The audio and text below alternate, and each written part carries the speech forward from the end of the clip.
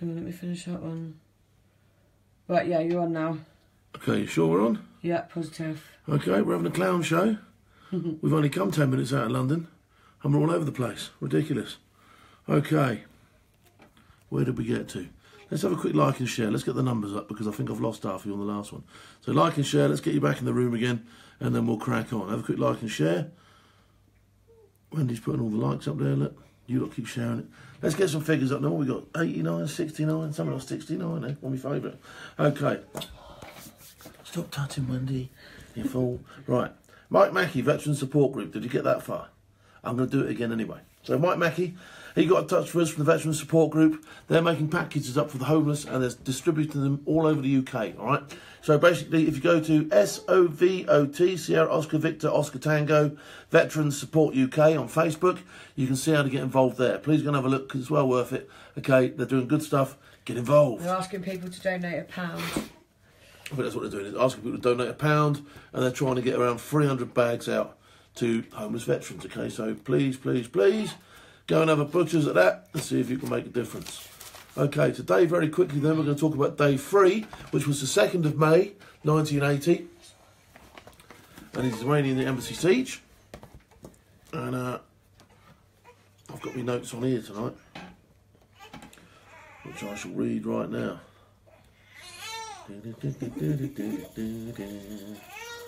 Okay, right, where are we going? Skip gliding day. Okay, day 3 then. Day 3 at 9:30. Remember we called him X-Ray 1?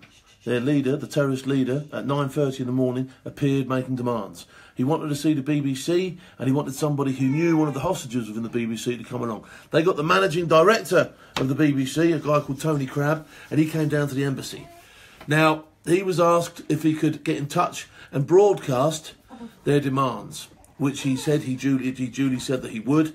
They also demanded that all these other countries, the Jordanians, the Kuwaitis and that, were to grant them free passage once they were let go. Now, the embassies were got in touch with, but they weren't playing ball. The Kuwaitis, the Jordanians in particular, from the off said, no, we're not getting involved with this. So it was looking pretty tricky, okay? So the negotiations weren't going extremely well. But on a plus side of things on that day, really, from the negotiators' point of view, although they kept setting deadlines, etc., etc., etc., nobody was making the deadlines. Nobody was doing anything. There was no consequence if the deadlines weren't being met.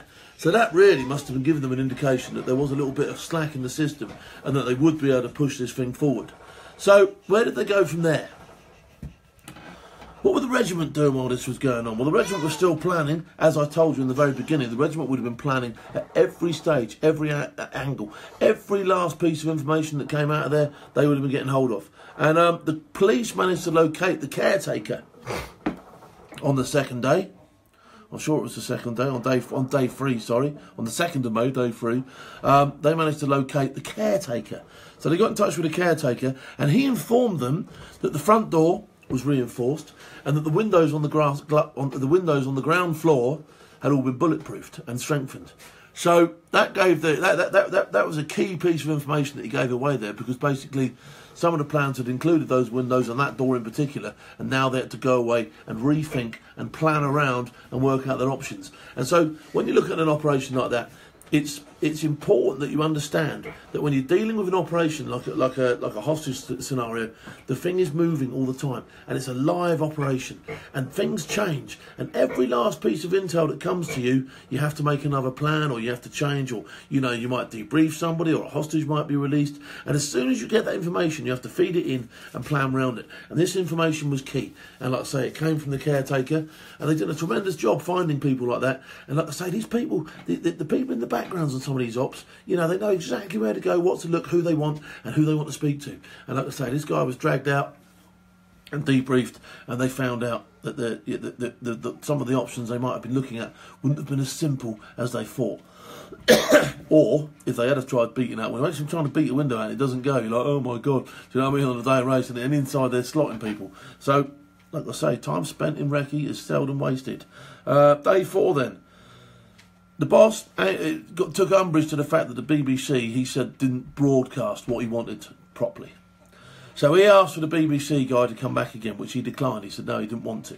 All right, so they done another negotiation, and Crabbe was brought back to the embassy, where they again agreed that he would put their demands out exactly how they wanted him to put it out, etc., etc., etc. And a guy called Mustafa Karaki, I can't say these names, Karkuti, a journalist also being held hostage in the embassy. The police did a deal through him whereby they would be able to publish what they wanted to publish and get this stuff out for the leader of the terrorists. All sounds a bit complicated. It's not really complicated. Basically, they got the BBC to play ball eventually. As part of a punishment, okay, they sort of like put a punishment in place saying that the British hostages would now be released last of all out of anybody. And this was sort of like, but again, although that's what they said, it wasn't really a punishment that was being carried out there and then. So, like I say, in the negotiation side of life, you're reading into it. To me, if I was reading into that, I'd start thinking they're actually desperate just to get out of here and get their passage and get away. Do you know what I mean? And they're gonna dick us about a little bit. Okay, so on the day 4 in the evening, the SAS recce the roof. Okay, they managed to get onto the roof of the embassy where they found a skylight, and they managed to unlock the skylight after wrestling about a bit. I can imagine the blokes up there trying to pick the locks, etc., etc., etc. Must have been quite good fun. But they managed to open the skylight. Obviously, they didn't go in at that stage because that might have compromised the operation. But what they did do while they were up there was they attached some ropes which could later be got at for guys to abseil down the building. So this was all on day 4. So quite a lot of activity, really, when you think that, you know, the operation's only been going for 4 days and they've now got, you know, all this information. They've got the caretaker, they've got ropes actually attached on scene, and they've started to formulate a plan. So, a very, very, very busy 4 days. And like I say, don't forget, that field telephone's going all the time, and the terrorists were demanding things like the telephone lines be put back on, which was unpractical. They didn't want to do that. There was also a telex system that they wanted. They never got that. Okay, so there's all these demands being made. The negotiations were working relentlessly around the clock, listening to demands, weighing them out, weighing through the options, stalling for time, using all these techniques to get as far as they could with this operation. So anyway, so by the end of day 4, ropes attached, okay, and troops planning and getting ready to go. So that's as far as I'm going to take you today with the operation, okay, and tomorrow I'm going to take you a bit further. All right, because it is going to take a little bit longer than what I'd initially planned. But what I'm going to do now is I'm going to take some questions off you. They can be about anything. They can be about this operation in particular, if you like. But I'm not going to give anything away from the end of the operation, so that's for sure. All right. So please ask me a few questions. We'll do a bit of a Q&A. I need to have a look at the soft rep stuff at some stage. Wendy, where's your phone? Oh, it's charging. I'll do the questions in. Evening, Phil and Wendy, says Simon Regan. Comms are still okay, says Alan Andrew. Yeah, 2 attempts to get on tonight. Scott James is watching. Helen Vincent, you've lost loads of weight, Phil. No, he hasn't. I don't think I've lost that much. You're just looking at me from a good angle. Alison Jane Furman is watching. Good evening. Frankie Mack, good evening. Alex Garrity, good evening all. So, further to what I said the other day, I am actually trying to get hold of these guys now. I've had a preliminary conversation with a few people, and I am hopefully going to get these guys that were at the Iranian embassy on the show. Now, it's not something that I want to rush. It's not something that I want to do overnight, and I want to do this proper if we're going to do it, because the people that I'm trying to interview are, you know, extremely, I feel extremely privileged to be able to get hold of these people and to bring them onto in front of camera and interview them. It's something that's, you know, extremely close to me, and I think, you know, we will do this properly. So we're going to come up with a plan where, and the best way of doing this, you know, maybe we'll get a few aids, etc., etc., etc., and some pictures and all the rest of the stuff, and do a proper job on this. So, like I say, I'm going to give you the nuts and bolts of the operation, but when I come back and I do it with the people that are actually there, you're going to see a marked improvement. It's something mega to look forward to, and I'm quite excited now. Ernie McGookin said, someone shit down your top, Phil. Ernie McGookin, you would love to wear this top. You would absolutely, you'd love to wear this top, Mr. McGookin. Someone shit down your top.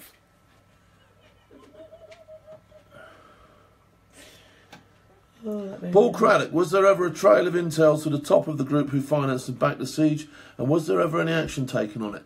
That takes me a little bit onto how the operation closed and ended. Okay, and I'm going to summarise. Once we've done the assault, we'll get to that bit, okay? Because it's quite interesting, you know, it is a good thing to look into. So you're along the right lines with your question, but you're going to have to watch to find out, I'm afraid. Respect from Belfast, is Harry Johnson. Respect back, Steve Stockley. Hello, Stuart. Lou Pierce, for sure. Hello, Wendy and Phil. Hello, Alison. Jane Winkler. That would be really cool to get them on the show with you. It is going to be cool. It's going to happen, okay? Like I say, but if I'm going to do it, I want to maximise the opportunity because, you know, there's a couple of people that want to come on the show and that I want to get on the show, and they're going to be doing some really, really interesting stuff. And like I say, it's going to be a privilege to watch, and I want to make sure that we get the best audience we can for them, etc., etc., etc. I will advertise it. I will pre-advertise it so that we can make sure that we get a massive audience for them, because it'll be something that, you know, some of these people have been asked to be interviewed by a lot of different news agencies, and they've refused to give it to them. And you know, they're doing me a massive privilege to be allowed to do this. To be honest. Etc. Etc. Etc. Etc. Etc. That's what you say. You said it about. Wait, I'll tell you what. You're supposed to say anything, you cunt. Shut up. All she does is pick holes on me. I've had it all day. I've been driving the car all day, and all she's done is pick on me. Kevin Unbelievable. Baker says, "Am I right in saying you have to think outside the box with most operations?" Yeah, I think you are right in saying that. Yeah, there's like the basics are put in place, so you know you understand. You understand. You know, roughly how you want to do it. You know, you've then got to assess what's in front of you. You know, so you take your blueprints and you try and make them fit to what. But look, no plan. There's a saying in the regiment: no plan ever survives the first contact, and it's true. Okay, you know, I piled out the back of the helicopter in Sierra Leone, got into a firefight in a completely different direction to what I was supposed to be going, and then had to deal with where I was supposed to be going after we dealt with what we had in front of us. So you've got to be flexible and you've got to be able to think on your feet, but you've got to have some sorts of stringent guidelines in place to get you onto the ground and deliver you into the area first of all, and then, like I say, that's where your money is. All right, that's what separates the wheat from the chaff, is guys that can operate once things start going a little bit peaked on. Etc. Etc. Etc. Why don't you shut up? I'm going to get myself a new camera lady. Stress the lady. No one would do it. No one would do it. Mike Mackey said, thanks for mentioning charity, guys. Things are going in the right direction. Hopefully, I'll be down your neck of the woods at some point to see. Yeah, come round for a beer, mate. And let's see if we can't do something together, mate. Do you know what I mean? So come down. Let me know if you're coming down. I'll even get you on the show or something. Do you know what I mean? Let me know how it goes. Keep me updated with this stuff, please, because I'm really interested and I want to help as much as I can. But I get a lot of requests to help loads of people. But all I'll try and do is get you as much exposure as I possibly can on here. Rest in peace, John McAlee, says Peter Jones Woodhouse. I'll second that. Bradley Case of terrorist attack just now. Oh, I'll have a look at that. Yeah, we'll have a look at that. Obviously, I'll get my show out of the way first. Is it true they had to get more rope locally, and that's what caused the guys to get stuck hanging above the window? Says Colin Brooks. I was going to cover something like that on the assault. It's not something I actually know, to be honest, because I've not heard that before. But if it's true, I will find out for you. I promise you that, okay? I will find out. I will know hopefully by tomorrow. I'll find out that. That's not a problem. I feel respect from Newcastle. Have a good Xmas, mate. Leona Mason, thank you very much. And you have a good one too. How were the terrorists accurately identified? What were the commands to ensure they were segregated from the hostages? We'll cover that in the assault. But, you know, they were armed for a start, okay? And the ones that threw their weapons away, you know, we all heard. I'm not going to go into the story. You're pulling me into a story I don't want to tell you yet. I'm not going to tell you that story till we get into the assault, all right? I'll tell you then, all right? I'm going to try and get as much from the orders as I can, okay, and let you know how that panned out, all right? But no, I'm not going to ruin it. So stop asking me questions. It's pulling me into the end of the show, all right? This is a cliffhanger. This is meant to be a cliffhanger. And so far, it's falling off the cliff already, you lunatics, all right? Don't goad me in there, okay? How's your Christmas quadcopter drone campaign going? I've been asking Santa every day for a decent drone, and I know Wendy's on the case, and I know she's not going to let me down because she knows how upset I get at Christmas if I don't get what I want. No, of course I don't. I don't know. I don't know what socks and pants, and I'll have to make my own fucking drone, won't I? And a scarf and gloves. Yeah. To make my own little drone, won't I? Jesus. I'll drone on for you, don't worry, love. There's some Kiss bullshit on this top, yeah. Of course there is. Love that top, Phil. Come on, you saints, says Martin Allen. Good on you, mate. Looking forward to those shows. Yeah, they're going to be good, mate. They're going to be good. I'm trying to build this audience up. I want to get you in because I know there is so many people interested in this stuff. And I'm in a really good position now where I can talk about it, where I can give people the inside track, and where ultimately you can get to see the guys that took part in this stuff. And it's a real treat. It really is. Maastricht stabbing, says Bradley Case. One person killed, several injured in a knife attack in a Dutch city. The Independent, right? So that's already up there. Whether it's a terrorist attack or not, I'm sure that will come out in the wash. But so far, one person killed and several injured in a knife attack in a Dutch city. Okay. Tony Brennan. Phil, John what said... time tomorrow? Always 2100, mate. John said, Phil, do you believe the huge TV coverage was good for or bad for the regiment? I think, if I'm perfectly honest, I think a little bit of public relations type stuff, you know, especially when a regiment wants to survive, I think, you know, the very fact that people know about the regiment, the very fact that people support what they do, you know, is a good thing. And, you know, that doesn't compromise anybody for people to know. It still maintains its mystique. You know, and for all the stuff that's been said about the regiment over the years, they still do a cracking job. And their current techniques and that don't get compromised at all, don't get touched. I don't go anywhere near it, okay, and nor does anybody else. So it's all building a picture for people to buy into, for people to believe, and for people to push forward. So I don't think it did them any harm whatsoever. And it's certainly, you know, from my opinion, from my point of view, having been in the regiment, you know, it's not something I went to the regiment thinking, oh, I'll tell you what, I wish the embassy siege was never on the fucking telly. Well, I'm telling you what, it was a good thing it was on the telly, because I probably would never have heard of the SAS if it hadn't been. Do you know what I mean? One of the driving factors that drove me to joining the army in the first place. And like I say, I get young lads all the time who have heard of the SAS, who speak to me, who then go on to join the army, you know, and that's a fact. I'm not making that up. All right, so a little bit of letting people know what the score is and letting people know what goes on, you know, is a good thing. Of course it's a good thing. It's a recruitment tool. And in a time when, you know, the army's struggling for recruitment, etc., Wendy, okay? He can't help himself then. it's something that should be maximised on. Now, I'm not saying you should be sort of like putting helmet cams on people and filming everything and letting the whole world know every last secret, because that's not the way it works, and you know that, and I know that. All right, but what I am saying is letting the word get out there of what a great job it is, what a great job the guys do, and all that sort of stuff is good. And so, in that respect, yeah, the Iranian embassy was a terrific thing because it put the regiment on the map. It put the regiment in the public domain for the first time properly, and people actually went, "Wow, what a fucking asset that is to have in the country." Okay. So, yeah. And here's a random question for you from Lee. How long would it take you to eat a box of Jaffa cakes? It's Christmas Day. I'll tell you what, on Christmas Day, I might actually do a timed Jaffa cake run, okay? Because I don't think it would take me long, I've got to tell you. Not long at all. When's your iPad? I can't open it.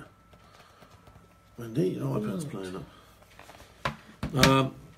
See, she's got the code to mine. I've got the code to hers. Yes, you have got the code to my iPad.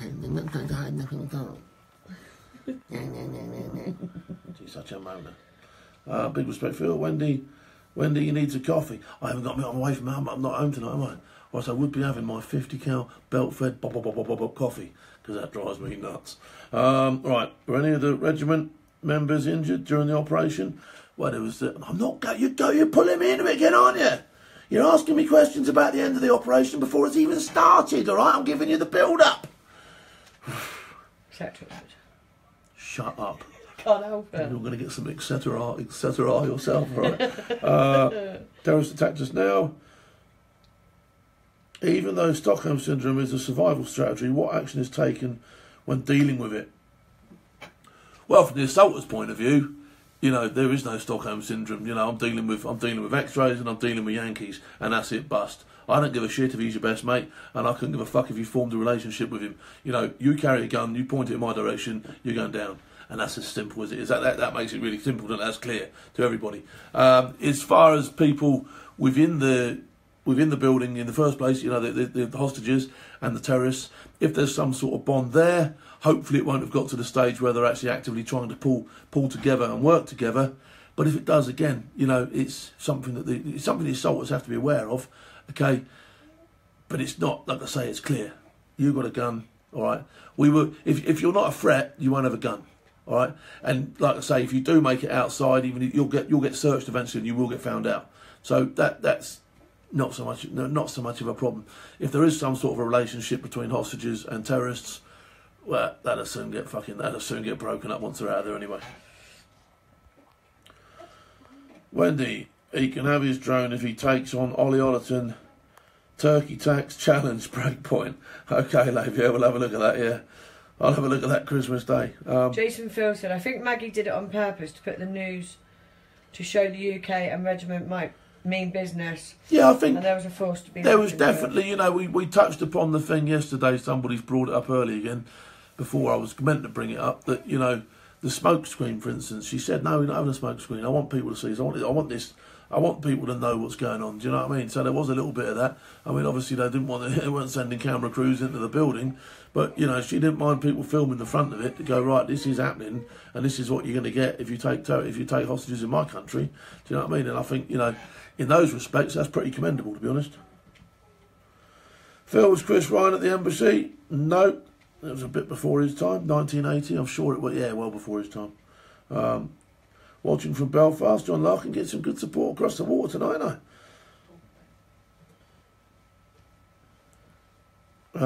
thank you, Big Phil, for your answer. Says Ken Bacon, not a problem. Great job this week, Phil and Wendy. You've kept me hooked. To my wife's annoyance, says Carl. I hope so. We're going to do a few of these cliffhangers. I think it's good to put to do it over the period of the week. Don't forget, I've got loads to go through. Yeah, I've got Murbat. I've got Aden. There's so much I can talk about. The Falkland Islands. I still haven't done Operation Barrows, and I was fucking there. Do you know what I mean? So I've got loads of stuff to talk about. All right, loads of stuff, and we're going to build these up. Next year is going to be a cracking year with this. I'll tell you, we're going to have fun, and I'm going to get I've got loads of people who want to come and talk on here. Do you know what I mean? Proper operators who've done a proper job in their lives, and it's going to be fun. Emu did a good job as a camera person. Emu is a pain in the arse on here. All right, Emu is an absolute nutter when she gets on here. Right now then, have you heard the news? Preston, Lancashire County Council, anti-terrorism. They placed wooden planters outside Fishergate Shopping Centre. No, I haven't heard that, mate. Guys, if you click the thumbs up, Lopes, it helps Phil's videos get seen. Keep hitting the thumbs up. I'll whack a few there. Bradley Case, I know the story, told directly from JM round the campfire at Sennybridge, says Bradley Case. Well, there you go. But, you know, like every contact, and you could hear, you know, just about every battle I've ever heard a story from, you know, Private Bacon Neck tells it different to Private Banana Nose. All right, you will get a different story of every soldier that was there, because every soldier sees it differently, doesn't he? All right, so it's good to get other people that were there. You know, there wasn't just one person going through the windows. There was a whole two troops. You know, a whole squadron was there. Okay, so and every man that went in that building or anywhere near that building or sniped across the road at the building, they're all going to have a story. All right, and if you listen to every individual man, although eventually you would get the picture of what happened, you'd get some interesting stories. I'll tell you that now. Shirley said, Shirley Smith, would you agree to have someone interview you? Yeah, you would, wouldn't you? Yeah, of course I would. I love being interviewed. People on about the drones and how Wendy drones on. I'm sure he didn't say I was droning on, but Wendy drones on. She drones on and on and on. DV, have you got your dog with you? I've got the dog with me. Yeah, he's dossing, mate. I'm getting involved in other people's conversations here. The news don't tell you half of what happens, says Chris. No, I don't think they do they? No, it's best to get it from the horse's mouth, mate, honestly. There's a few of us ex-service guys in the RNLI. Love what you're doing, mate. Merry Christmas to you. And I love what you're doing. And the RNLI, what a fantastic organisation that is, by the way. And thanks for watching. And if you are watching, a Merry Christmas to all you lot. And I hope you have a good one. Jaffa cakes are lovely, says Lee Henderson. We all know that. I like Jaffa cakes. We've actually got some, haven't we? Philip Carla Jackson says, after you've done them justice by letting them tell their stories, you could choose different missions. We're definitely going to do that. Okay, definitely going to do that. Without a doubt. Okay. Right, I have missed a few questions out tonight. I'm going to zip straight to the bottom just to see if there's anything. David Swift said there was over 500 people on the balcony, and the fucking rest, son. Jesus Christ. That's just number one on the balcony. There was 500 of them. All right, there must have been. God, it's the biggest balcony in the world, isn't it? Everyone was up there. Wendy's holding her hand up, which is nice and respectful now, instead of just yelling, etc., etc., etc. She's now actually queuing up to ask me a question, which I find rather cute. I wasn't actually going to ask you anything. Yes, you were. Don't lie. Come on, what is it, Wendy? Spit it out. Yes, you were. You held your hand up. Right, okay. Recently we had 3 days in June. Okay, full support to Owen. Yeah, that's good. Mine, Alan. Okay, right. We're round in circles now. So, tomorrow night, pre-drinks with Big Phil. I don't know exactly where I'm going to be, but I will be somewhere, and I will be giving you another 2 days of this operation, okay? So, please tune in tomorrow for a bit more fun, a bit more Iranian embassy. We'll have a look at soft rep tomorrow. We'll do a few other bits and pieces, and we'll just see roughly how things go. Just one last thing. I knew something. She's such a liar. Baker said, I've been away at sea for a while. Any way I can catch up? Is there any way what? Been away at sea for a while. Is there any way he can catch up? Yeah, go onto my Facebook page. You can watch all that. You click down long enough, you can see what's going on. You can see what's going on my Facebook page. If you go onto Soft Rep and scroll down, you'll be able to see the stuff on Soft Rep. So, like I say, softrep.com. You scroll down and you can see all the shows, and they're all stacked up, and I think, and all their daily news. And don't forget, you've got the radio station on there, you've got the TV station on there. So if you haven't been on softrep.com and you've only seen this show through another page or whatever, go and have a look at softrep.com, because it's all operator stuff, written by operators, for operators, and for anybody else who wants to know what operators do, all right? So it's proper, it's operator friendly, it's operator-tastic, it's operatorsaurus, it's the whole shop, all right? Etc., etc., etc. Yeah, etc., etc., etc., according to Wendy, who's holding the camera with her little finger up like that, like she's having a posh cup of tea. All right, so until tomorrow, pre-drinking with Big Phil. We'll see you all there. Who dares wins.